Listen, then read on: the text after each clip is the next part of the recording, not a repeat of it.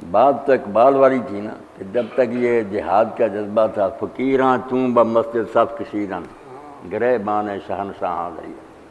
جب مسجد میں یہ صاحب باندھتے تھے، فقیر تھے، کنگال سے پھٹے کپڑے، جوتیاں ٹوٹی، دنیا نہیں تھی ان کے پاس، مگر جب مسجدوں سے نکلتے تھے شہنشاہوں کے گریبان آڑ دیتے، تخت ان کے الٹ دیتے تھے، ساری دنیا ان سے کانپتی تھی.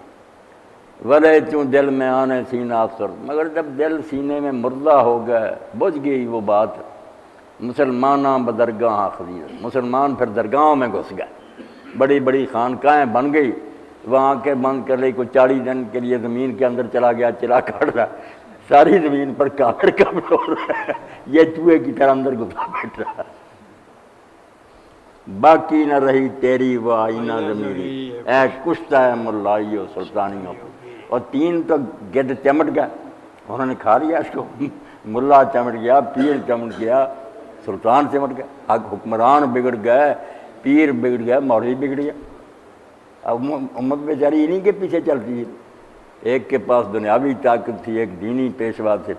اے کشتہ ہے ملائی اور سلطانیوں کی، کہتے ہیں مسلمان تجھے ان تینوں نے ذبح کیا.